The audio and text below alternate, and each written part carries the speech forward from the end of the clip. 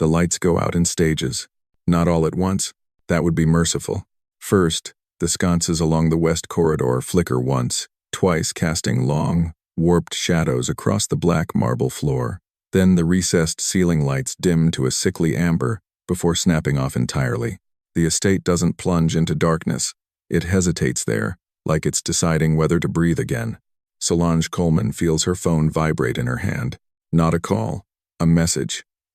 Her screen lights up the hallway just enough for her to read it. October 12th. Nothing else. No sender, no explanation. Her stomach tightens so fast it feels like a fist closing inside her. October 12th. She knows that date. Everyone in this house knows it, even if they pretend they don't. It's the night G. Park stopped walking, the night doctors used careful words and colder eyes, the night the official story became an accident, and the real story was buried under money and silence. Before she can turn toward him, glass shatters somewhere deep inside the estate. The sound is sharp and violent, echoing down the corridor like a gunshot swallowed by stone walls. Somewhere below them, an alarm starts to wail high, metallic, panicked, and then cuts off mid-note, strangled into silence. The quiet that replaces it is worse. G's hand clamps around her wrist. Hard, instinctive, protective. Behind me, he says, low and fast. He pulls her back as his wheelchair pivots with brutal precision, positioning his body between hers and the darkness ahead. The wheels hiss softly as rubber meets marble, the sound unnaturally loud now that everything else is dead. Solange's heart is hammering so hard she can feel it in her throat. In her ears, in her fingertips. She can smell something sharp in the air, burnt wiring, maybe. Ozone. The scent that always follows power loss, like the building itself has been struck. The corridor feels longer than it did 5 minutes ago. Every doorway is a mouth. Every shadow feels occupied. Security, G says, voice steady but clipped. Report. Nothing answers. No footsteps from guards. No radio chatter. No distant engine hum from the perimeter patrol. Just silence. And the soft, relentless sound of wheels rolling forward. They move slowly, deliberately. G doesn't rush. He never rushes. Panic is a luxury he stopped affording himself after the chair became permanent. Every turn is calculated, every shadow assessed. Solange tries to slow her breathing, fails. Her pulse is a drumbeat, too loud, surely loud enough for someone to hear. Her phone buzzes again. She doesn't look at it this time. She doesn't have to.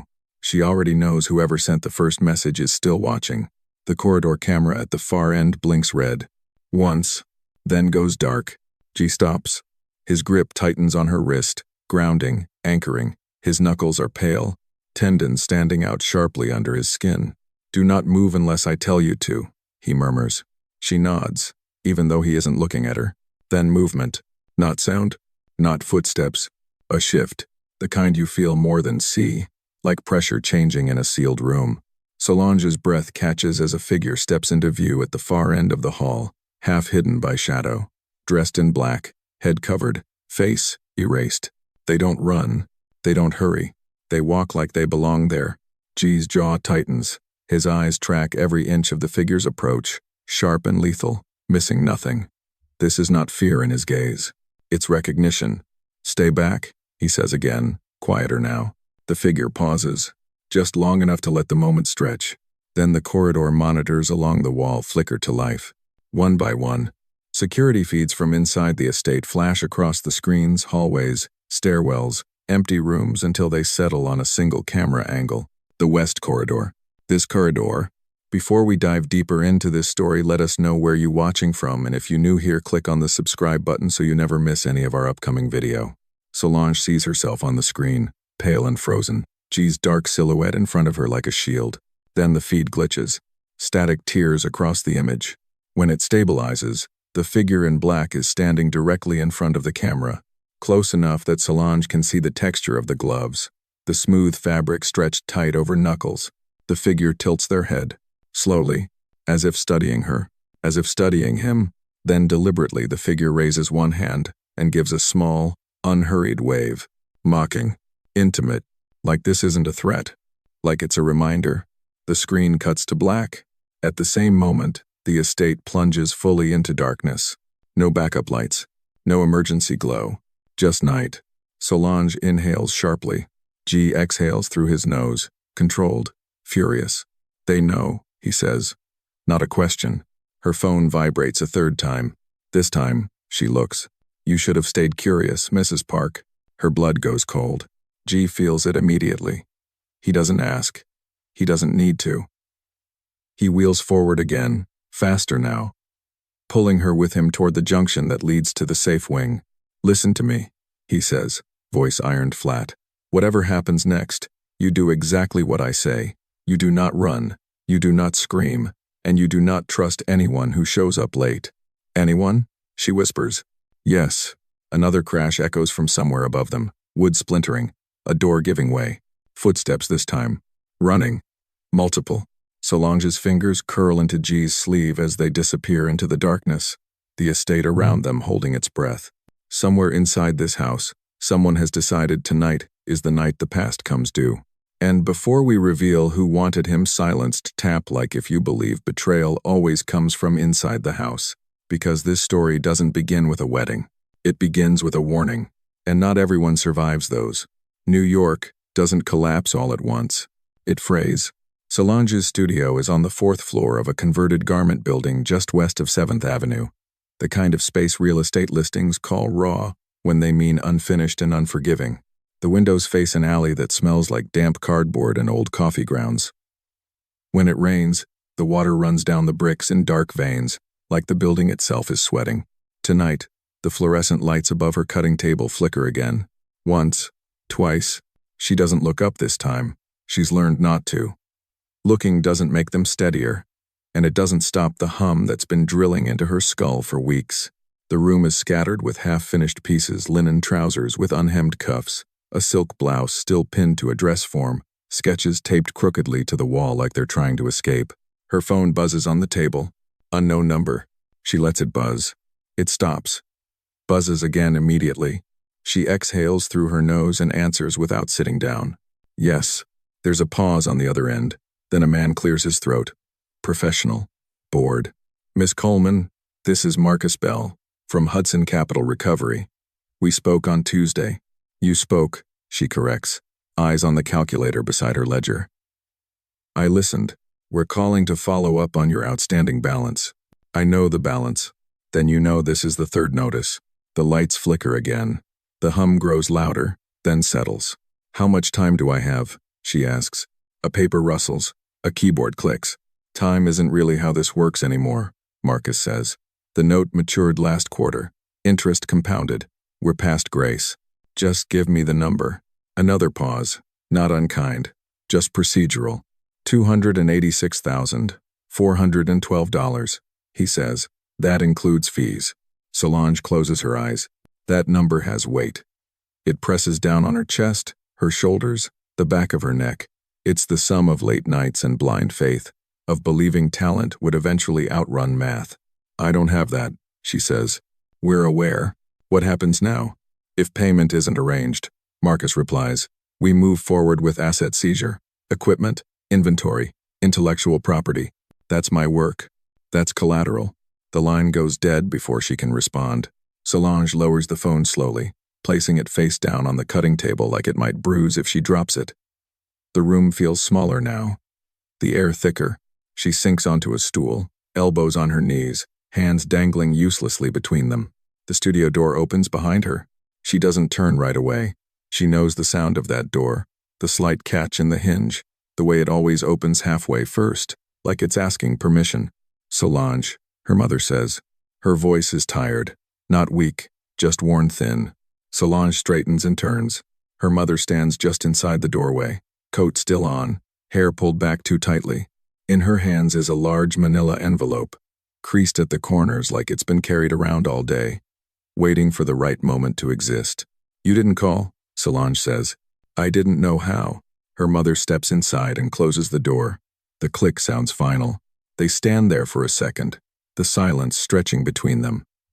This is how bad news always enters a room, not rushing, not dramatic, just present. What is that? Solange asks, even though she already knows it isn't something good. Her mother doesn't answer immediately.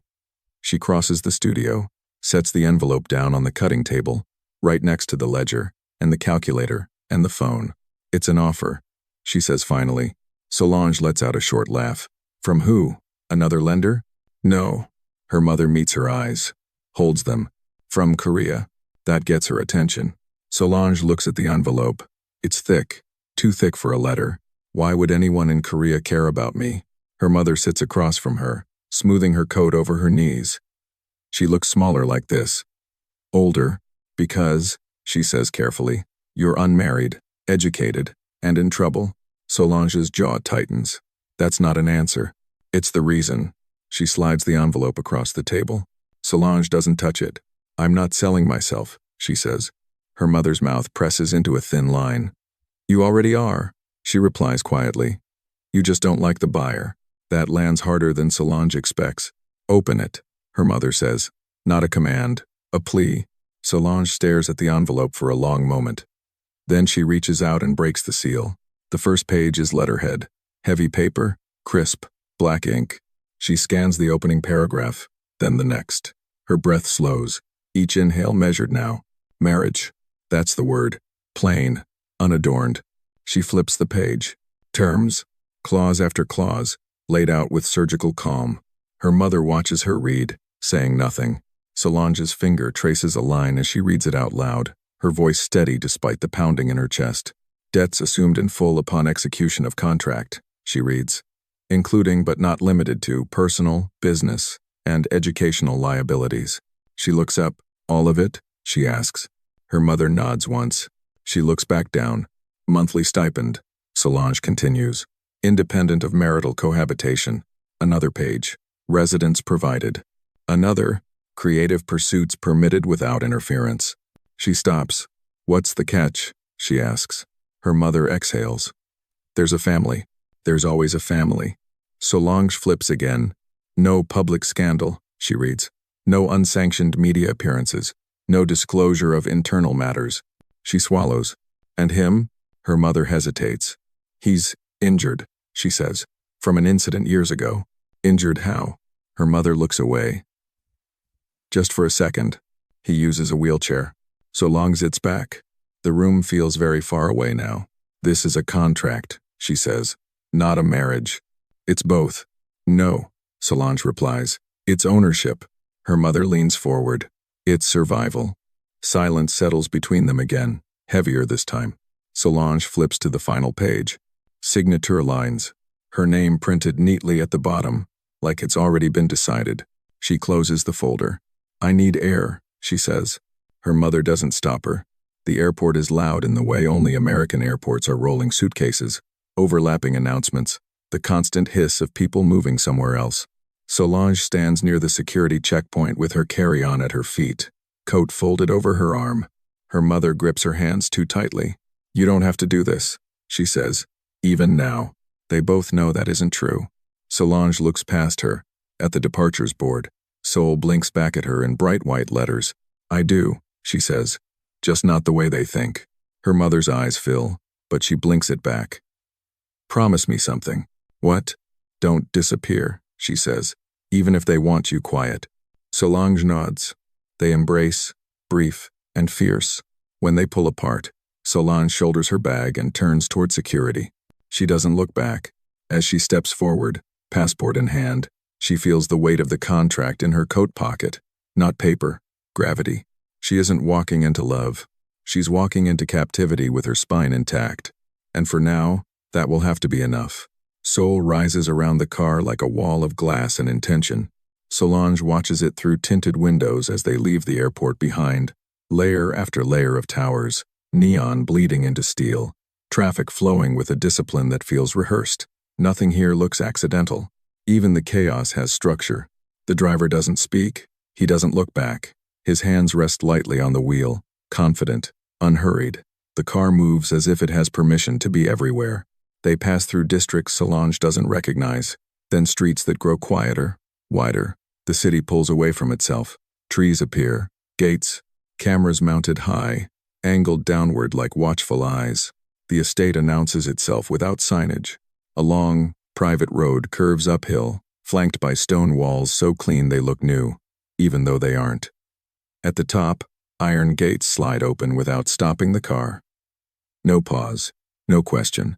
Inside, the grounds stretch farther than Solange expects. Manicured lawns, sculpted hedges, a fountain whose water moves in perfect, measured arcs. The house sits at the center like a verdict. It isn't ornate. It's deliberate.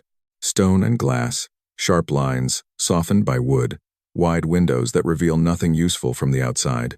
It's a home designed to impress without inviting curiosity. The car stops beneath a covered drive. Before Solange can open the door, it's opened for her. A woman stands there, dressed in black from collar to ankle, hair pulled back so tightly it seems to lift her face into stillness. She bows not deeply, but precisely. "Mrs. Park," she says. The title lands before the marriage does. Inside, the air is cool and faintly scented with something herbal. The floors gleam. Every surface looks like it's been wiped moments ago, even though no one is visible. That's the first thing Solange notices. The silence isn't empty. It's occupied. Staff appear and disappear without sound.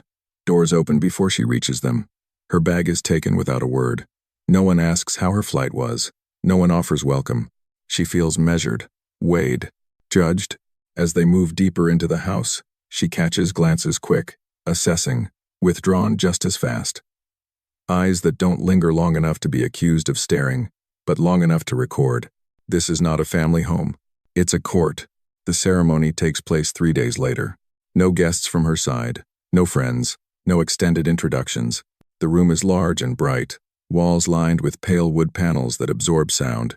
Chairs are arranged in perfect rows, occupied by men and women dressed in muted colors, faces composed, expressions unreadable.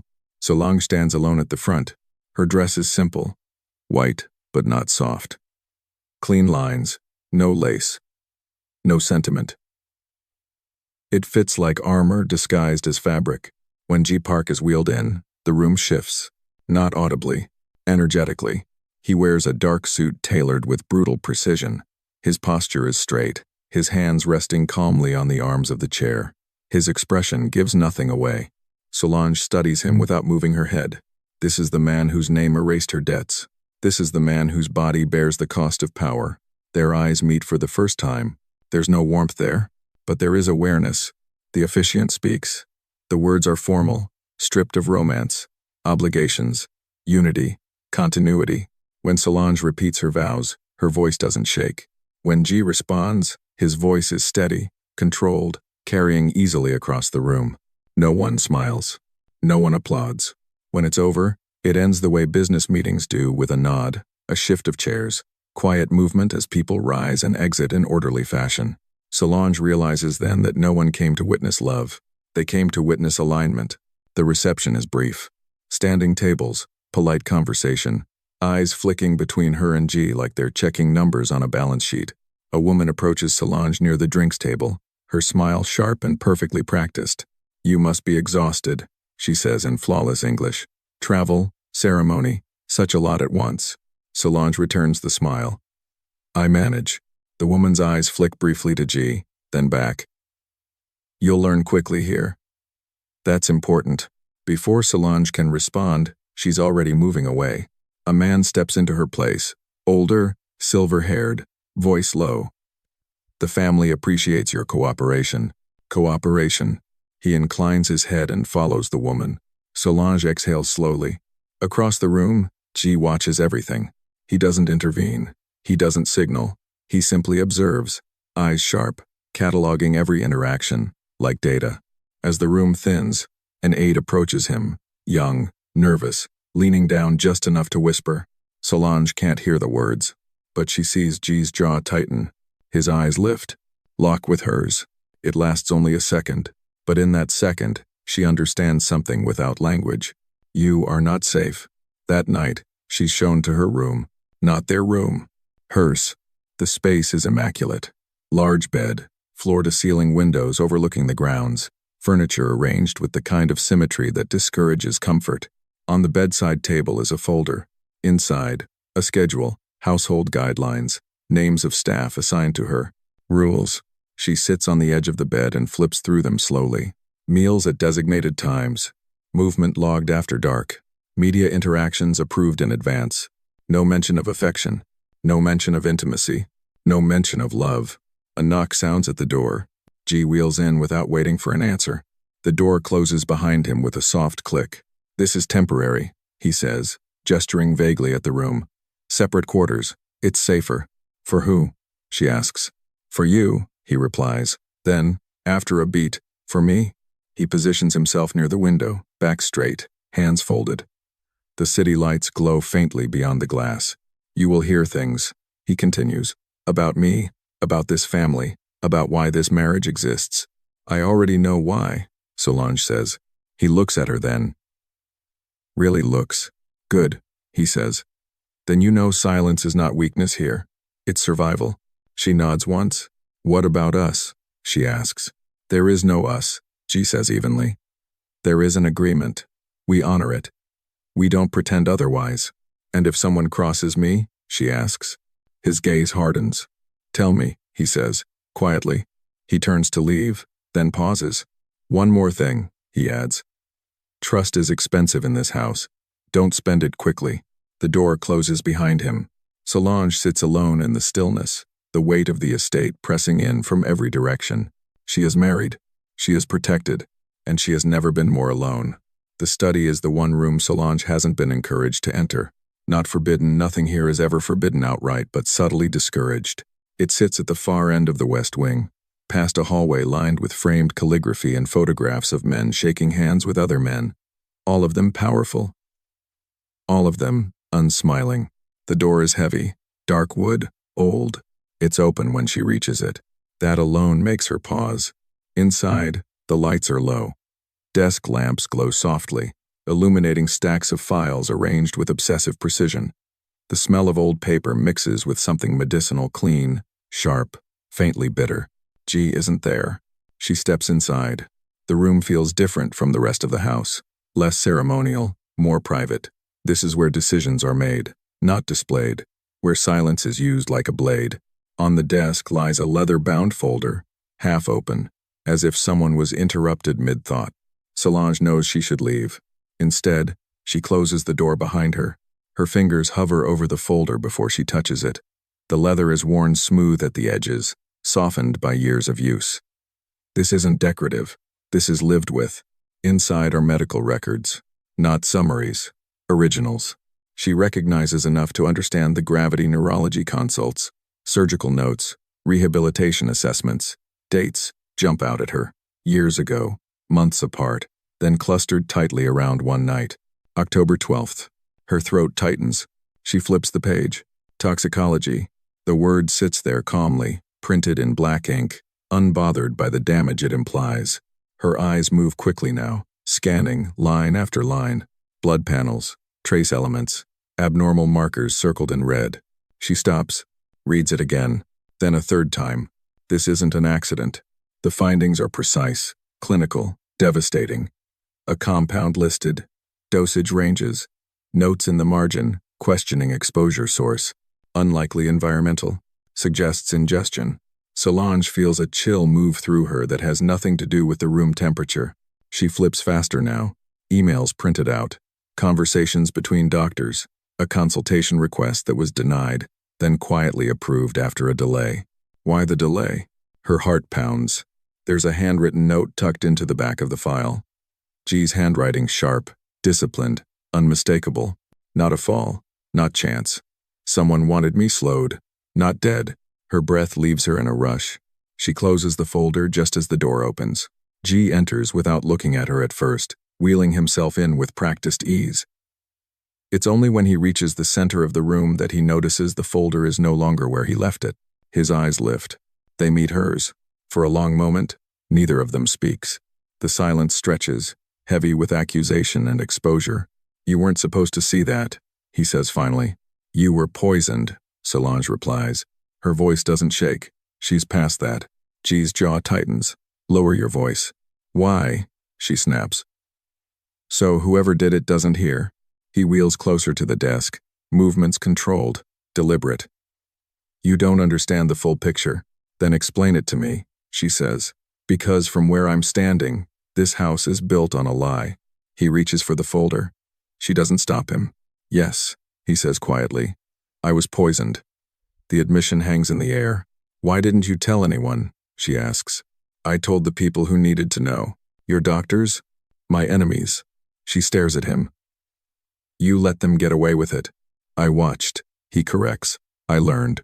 At the cost of your body, she says. At the cost of your life. His eyes flash. You think I don't know that? The room tightens around them. You think I wake up every morning and don't remember what I lost? He continues, voice low but edged now. You think this chair is something I forget about? Then why protect them? She demands. He laughs once, short and humorless. Protect?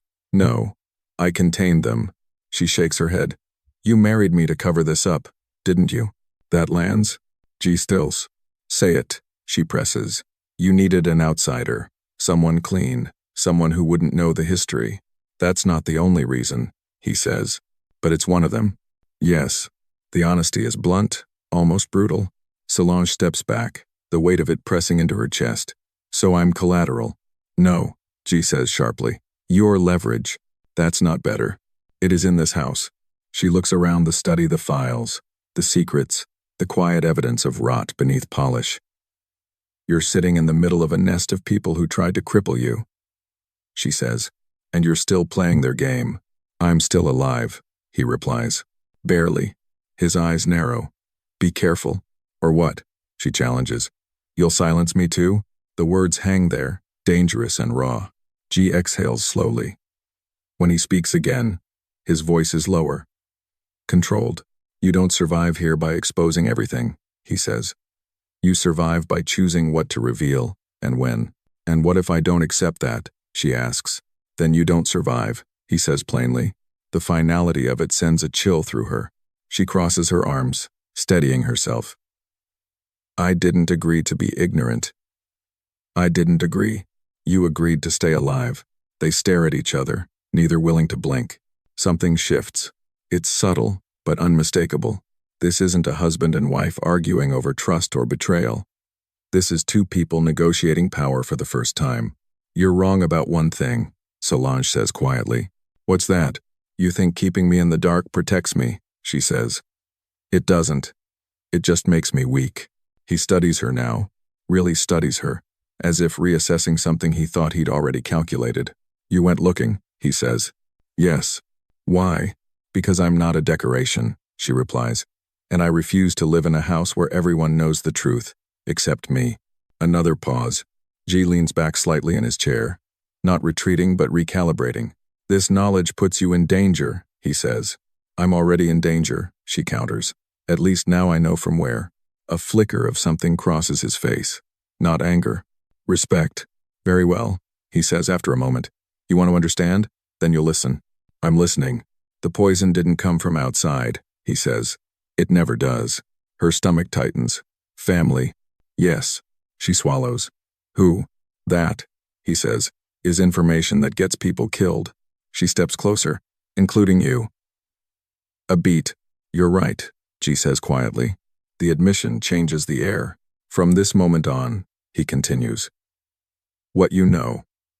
You carry carefully. You speak only to me. You move only when I say it's safe. And if I don't, she asks, then I can't protect you. She meets his gaze, unflinching. Then teach me. G looks at her for a long time. When he finally nods, it's not generous. It's strategic. Fine, he says. But understand this, once you see what's really here, there's no going back to pretending. I wasn't pretending before, Solange replies. I was surviving. So was I, he says. The study feels smaller now, crowded with unspoken truths.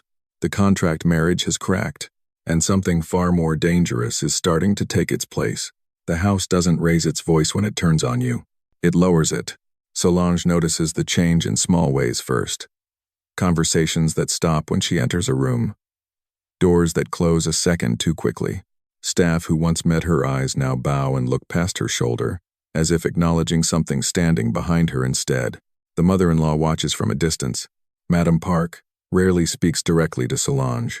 When she does, it's in polished phrases delivered with a faint smile that never reaches her eyes.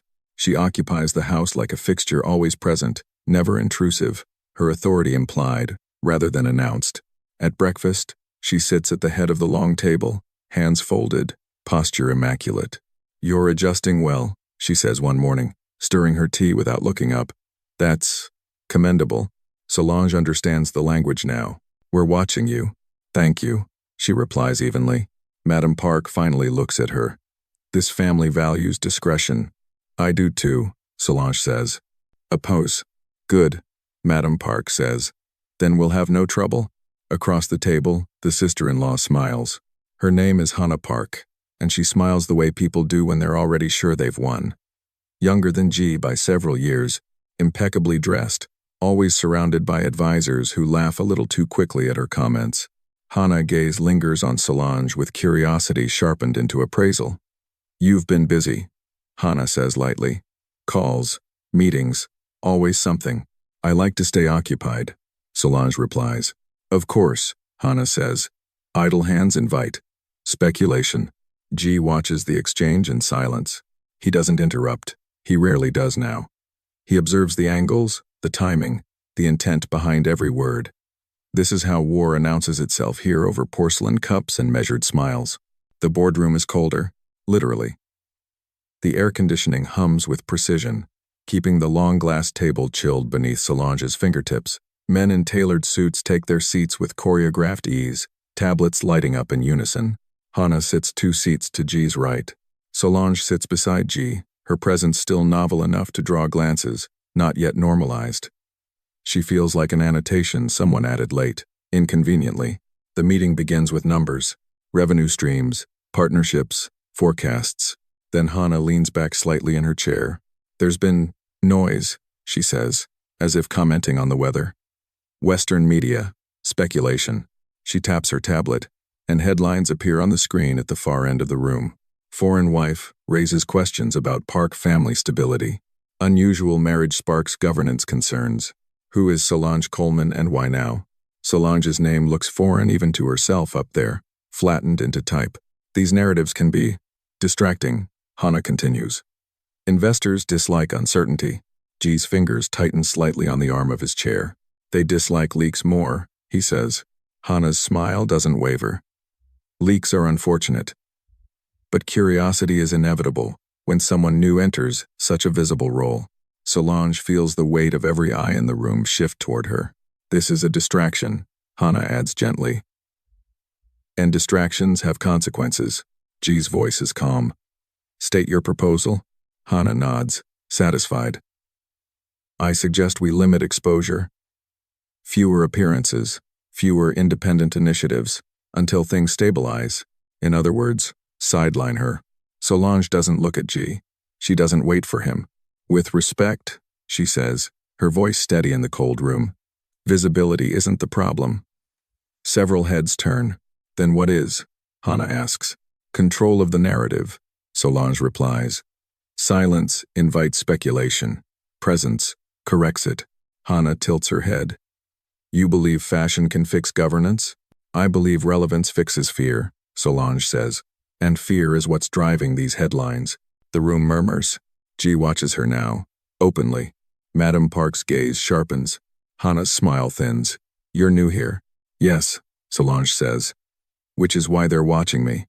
And through me, they're watching all of you." Silence falls. G speaks. "Continue." "It's not an endorsement. It's permission." Solange exhales slowly. "I have industry contacts in New York and Los Angeles. Media that understands visibility as leverage. I can redirect attention on my terms." "And what do you want in return?" Hannah asks. "Autonomy," Solange replies. "A beat." G nods once. "Approved." Hannah's eyes flick to him, sharp with surprise. "So decided," Hannah says. "Yes," G replies. Meeting adjourned. The backlash is swift. Articles multiply overnight. The tone shifts. Not just curiosity, now edge. Suspicion sharpened by undertones that don't bother hiding anymore. Does she belong here? Tradition versus optics. Foreign influence in a Korean dynasty. The phrasing is careful. The implication isn't. Solange reads them all. Every comment section.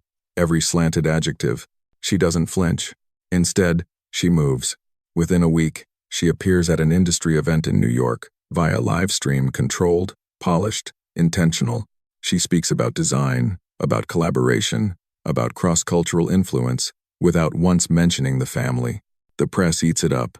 Her studio reopens digitally. A capsule collection launches quietly, then explodes. Photos circulate her standing alone against neutral backdrops, poised, unbothered, unashamed. The narrative shifts. Not wife, founder, creator. Visibility becomes armor. Hana watches from the sidelines, irritation tightening her posture. At dinner one night, she finally confronts her. "You're enjoying this," Hana says, swirling her wine. "I'm surviving," Solange replies. "You're drawing attention. Good." Hana's smile fades. "You don't understand how dangerous that is." Solange meets her gaze. "I understand exactly how dangerous being irrelevant is." G listens, silent, eyes unreadable. Later, in the quiet of the West Wing, he wheels beside Solange as they pause near the windows overlooking the grounds. "You're making yourself difficult to remove," he says. That was the idea. A corner of his mouth lifts, not a smile, something closer to acknowledgement. "Careful," he adds. "They don't like losing control." She looks at him. "Neither do you." He considers that.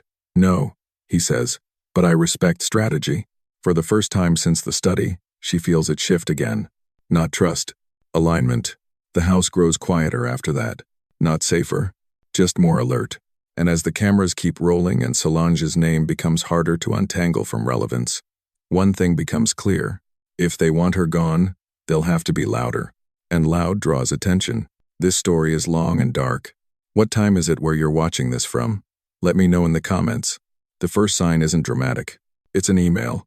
Solange notices it early in the morning, before the house fully wakes. She's seated at the small desk by the window in her room, coffee untouched, tablet glowing softly in the gray light. The subject line is neutral to the point of boredom.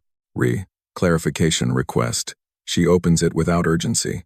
3 attachments load slowly. Spreadsheets. Account summaries. Her name appears in the header of every file. She frowns, scrolling.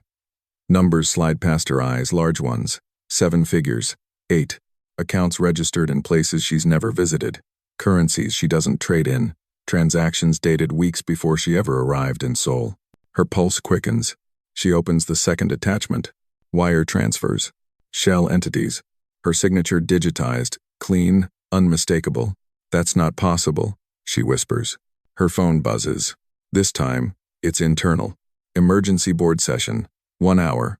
Attendance. Mandatory. The coffee has gone cold by the time she stands. The boardroom feels different when you're the agenda. Solange senses it the moment she enters. The usual low murmur is gone. Chairs are already filled. Tablets lie flat on the table, screens dark, as if waiting for a verdict rather than a discussion.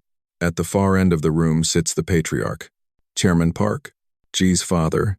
He doesn't attend often. His presence alone recalibrates the air.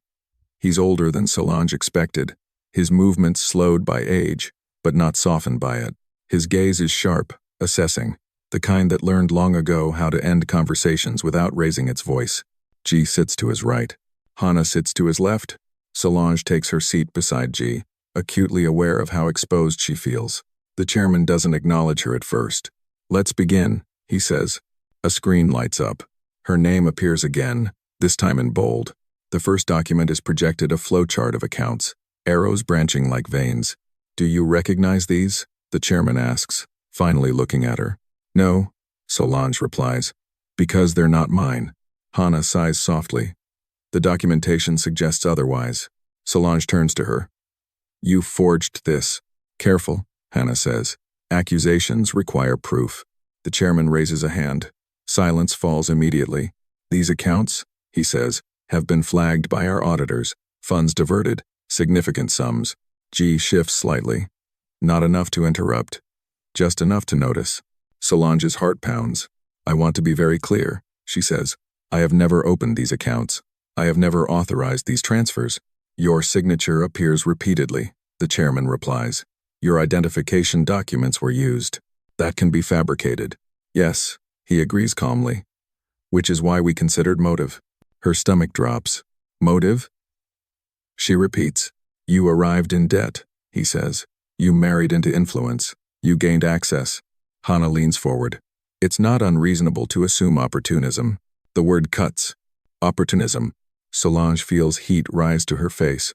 You're accusing me of theft. We are evaluating exposure. The chairman corrects. G finally speaks. This needs time. His father doesn't look at him. It has had time. Solange turns to G. Say something. He does. We don't move on allegations alone, G says carefully. Not without independent verification. The chairman's eyes flick to him. Cool. Your position is noted. Not accepted. Not adopted. Not enough. Solange feels the room tilt. Let me explain something, she says, standing now. If someone wanted to discredit me, this is exactly how they'd do it. Sit down, Hannah says quietly. Solange, Ignozer, you want to talk about exposure? She continues. Dragging this out publicly will cost you more than any supposed loss. The chairman watches her without expression. You overestimate your leverage. That's when she understands. This was never about money. This was about removal. The chairman gestures slightly. A new document appears. A prepared statement. Legal language. Severe. Final.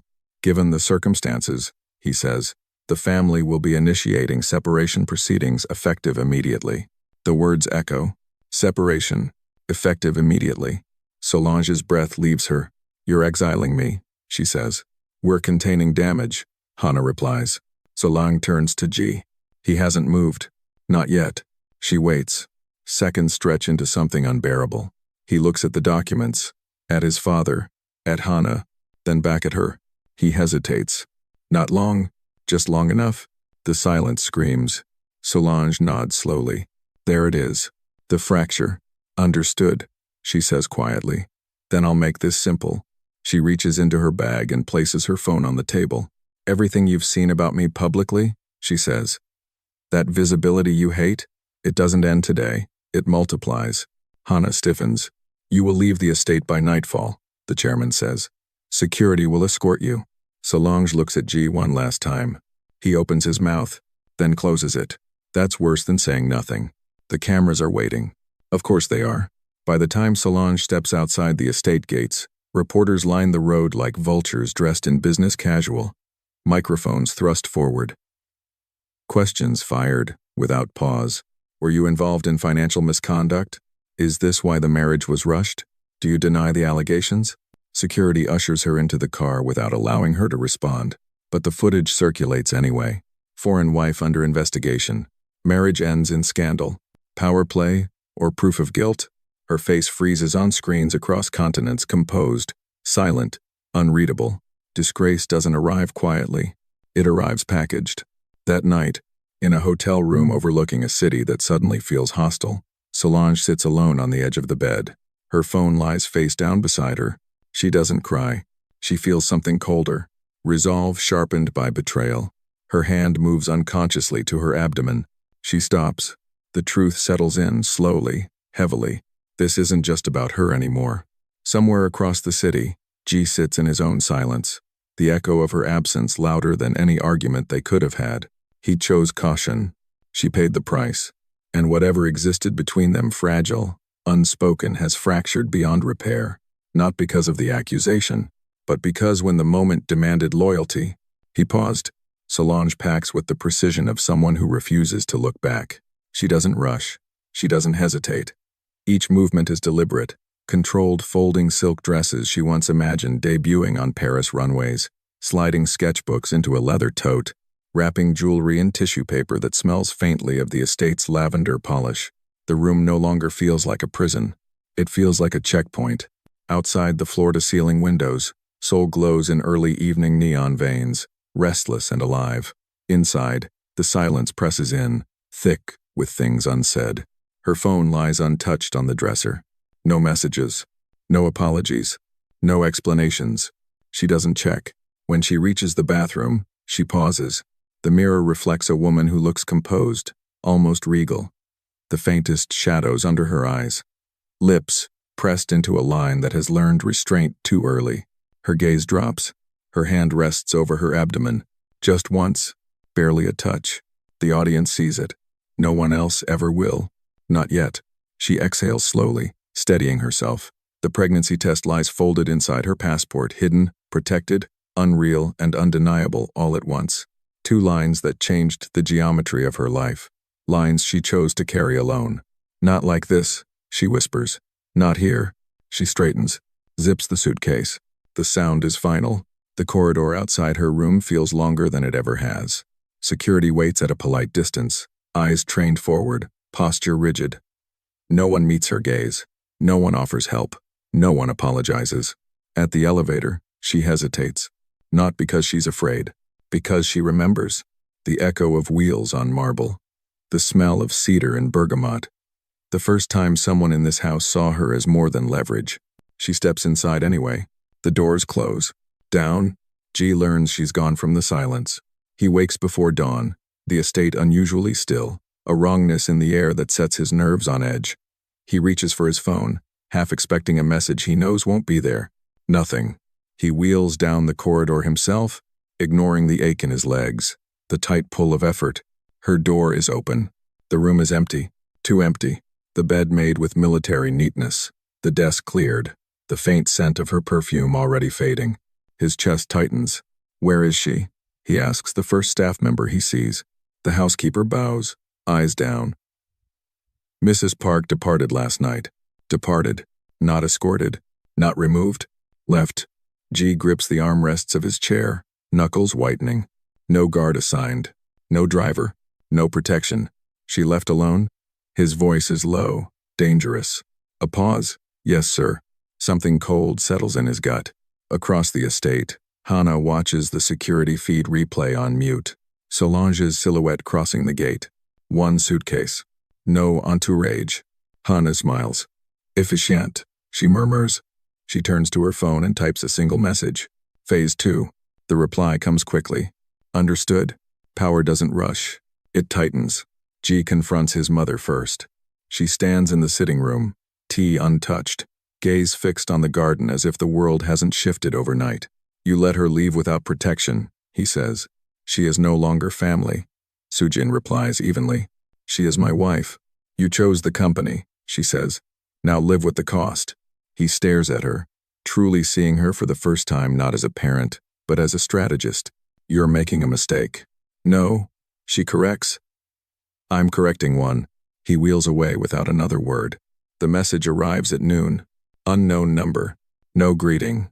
No signature. October 12th wasn't enough. You hesitated once. Don't make it a habit. G's blood runs cold. He stares at the screen.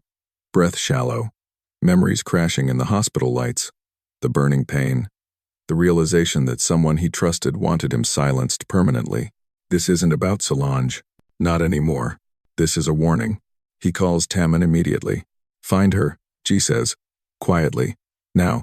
Yes, sir. And lock down internal access. I want eyes on Hannah. On everyone. There's a pause on the line. Sir, the board. I don't care about the board, G snaps. I care about my wife. He ends the call. The word lingers. Wife. He failed her once. He won't do it twice. Solange's plane lifts off under a slate-gray sky. She sits by the window, sunglasses on, head resting lightly against the cool glass. The city recedes beneath her, sprawling and indifferent. She feels lighter, not free, but unburdened by illusion. Her phone buzzes once during taxi. A message from an unknown number. She doesn't open it. She turns the phone off completely.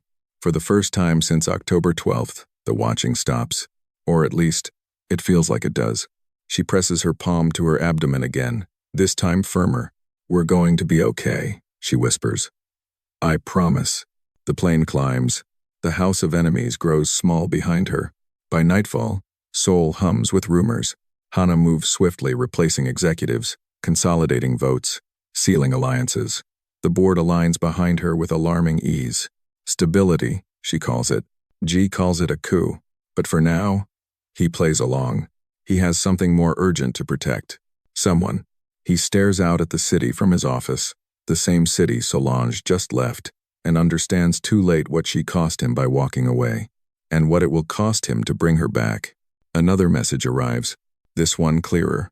You chose her over silence. Good. That makes you predictable. G's jaw tightens. Find her faster, he says to the empty room, because the separation didn't end the war. It declared it.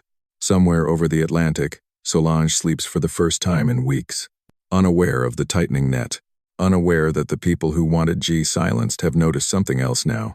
Her absence, her vulnerability, her value, the consequences have only just begun. The morning air in Seoul feels heavier than usual. G Park sits in the hospital room, eyes fixed on the ceiling tiles, still pale from the collapse that nearly claimed him.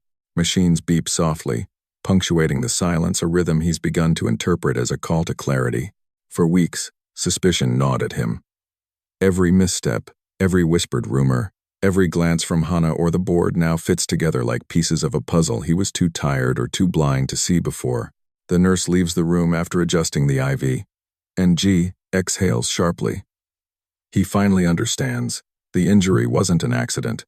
The financial sabotage, the leaks, the subtle manipulations, they all stemmed from one source, his sister-in-law, Hana.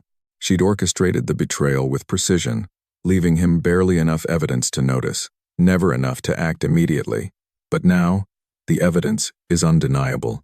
Emails, altered documents, offshore transfers all point directly to her. The board's sudden shifts, the tightened control over his estate, the quiet threats in the corridors, she engineered it all. And in her arrogance, she underestimated him. G wheels himself to his private study, a ritual forming in his mind. Clarity demands preparation. Preparation demands isolation. Every file, every ledge of the estate, every piece of correspondence passes under his scrutiny. Hana's fingerprints are everywhere, figurative and literal. She underestimated his resolve, but he's learning fast.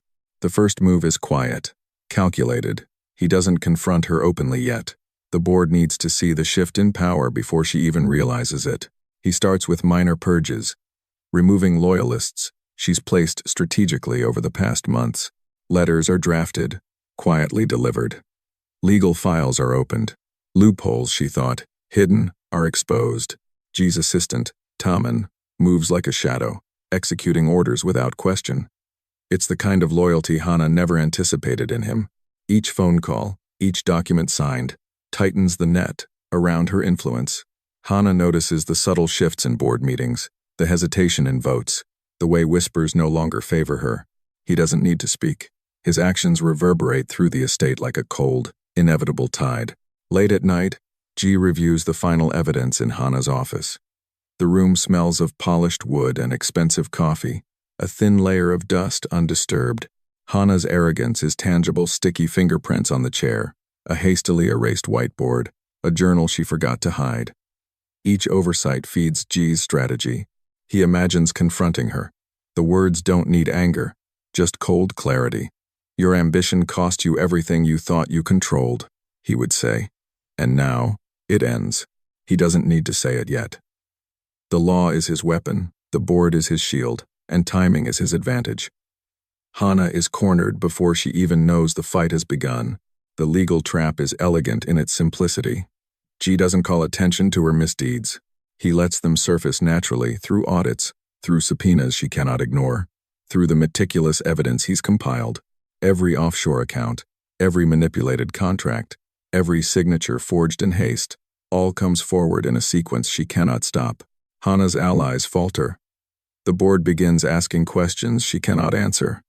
Her tone sharpens, her face tightens, but G remains invisible in the background, quiet, patient.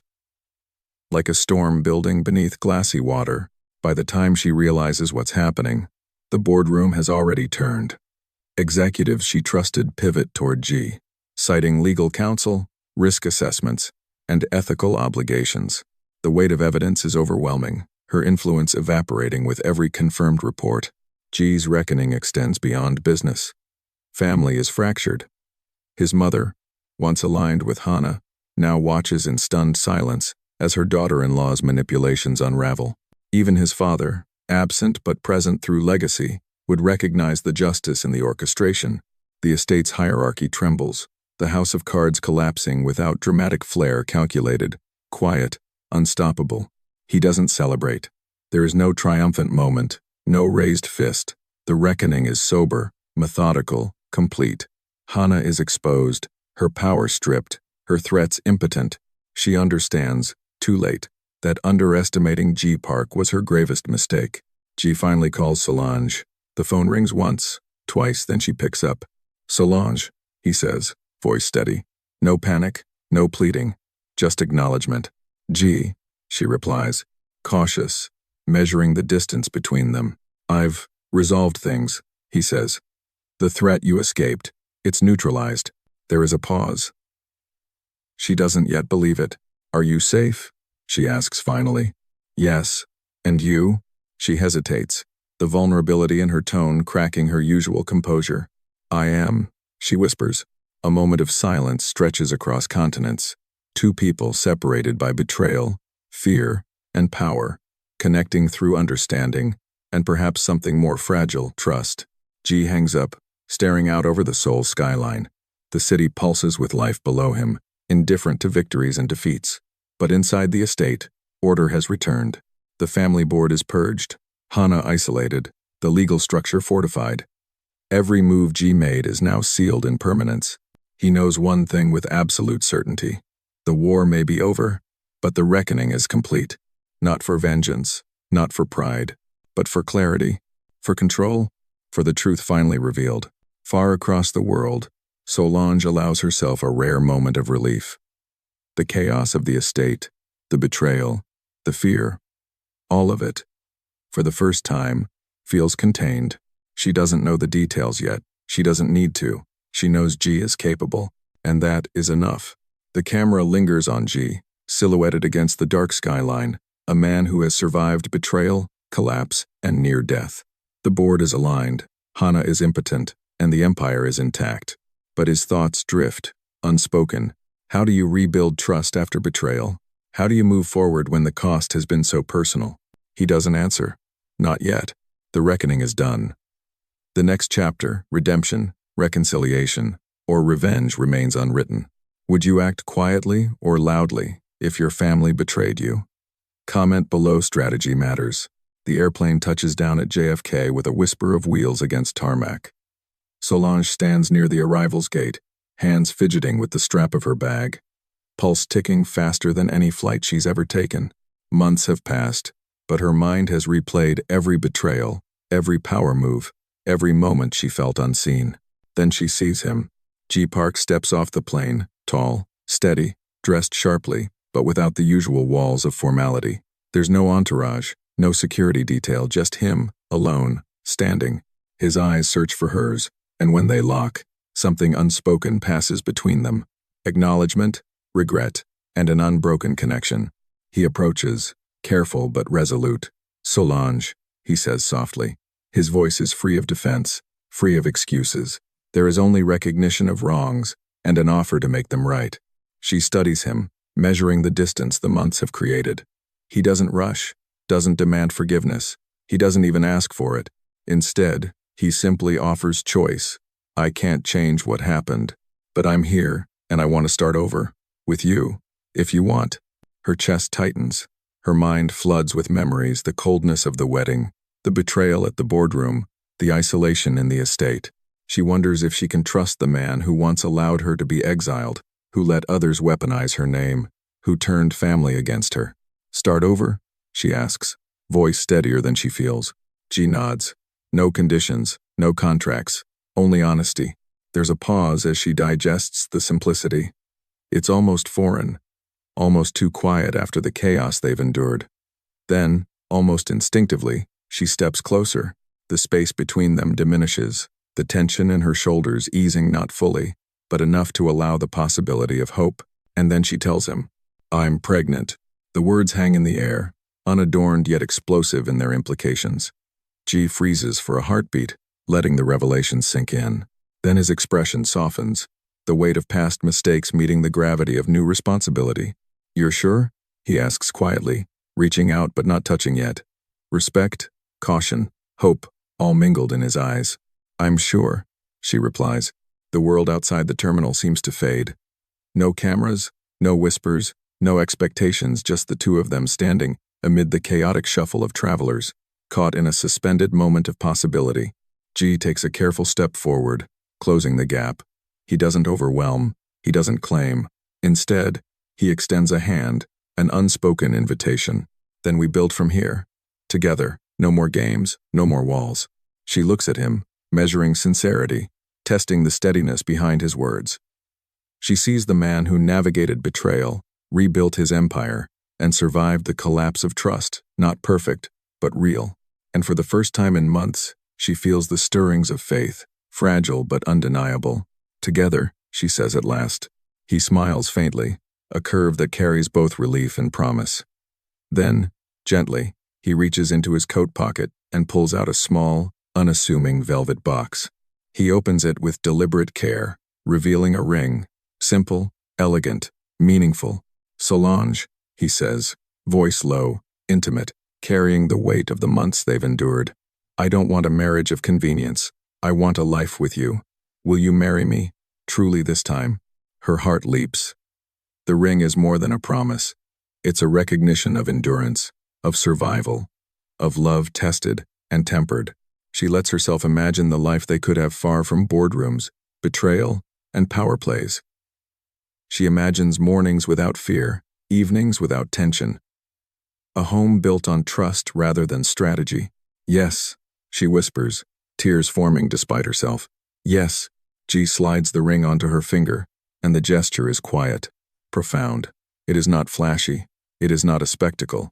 It is a reclamation, a vow renewed, forged from the chaos of the past. They stand together for a long moment, hands clasped, hearts aligning, after months of separation. The world around them continues its rush, indifferent to the reconciliation.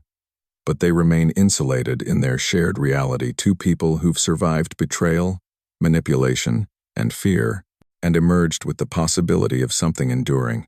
As they leave the terminal, side by side, the camera lingers on their intertwined hands, a visual echo of the journey that brought them here. The battles fought, the betrayals endured, the strategies executed, all culminating in a fragile but real moment of triumph. Outside, the cold New York air is sharp, invigorating, promising.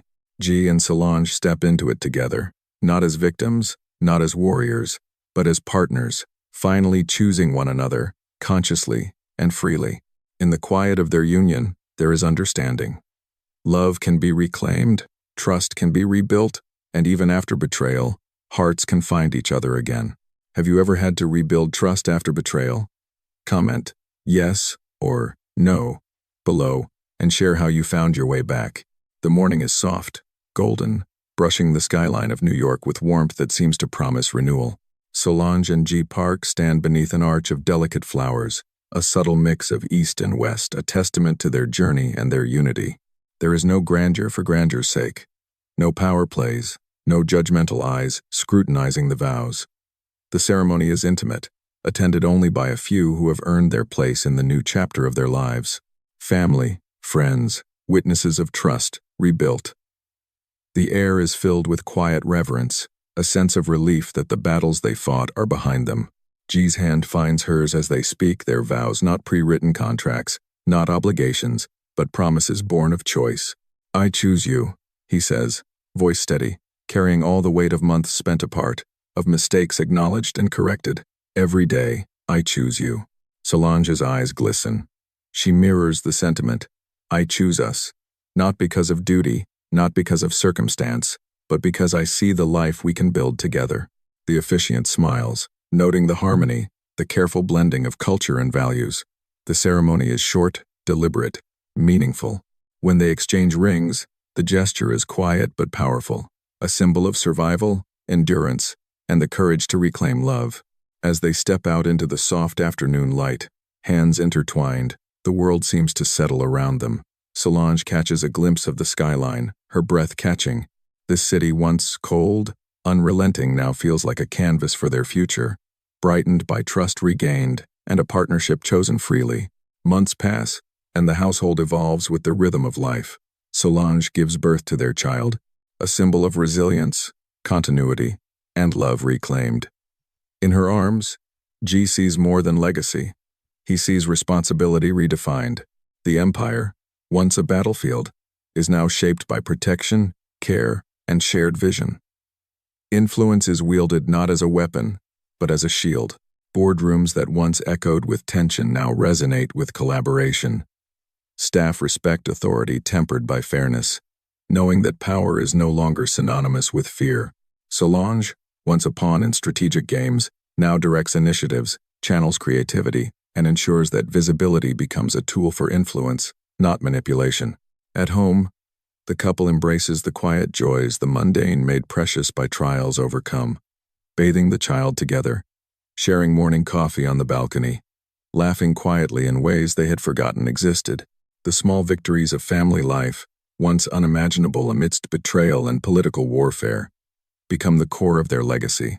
One night, they climb to the rooftop together. The city sprawls beneath them, a tapestry of lights and life, indifferent, yet strangely comforting. Solange leans into G's side, their child sleeping peacefully in a nearby crib. The wind carries the scent of rain from a distant storm, mingling with the faint hum of nightlife. G looks out over the skyline. "We made it," he murmurs. Not just survival, but triumph, in its quietest, most profound form. Solange squeezes his hand. "Yes, together, and we choose to protect, not control, to nurture, not dominate." They stand in silence, absorbing the enormity of what they've endured and the beauty of what they've reclaimed. Poison, betrayal, exile, silence, all of it a backdrop to the life they now hold in their hands. The city below is alive, chaotic, unforgiving, but up here, above it all, they have created sanctuary. The camera pans slowly from their hands clasped to the twinkling expanse below, ending with a final frame. A family forged in adversity, a legacy built on love, trust, and choice. The night air is calm, carrying both the echoes of the past and the promise of tomorrow. Where are you watching from tonight, and what's the weather like there?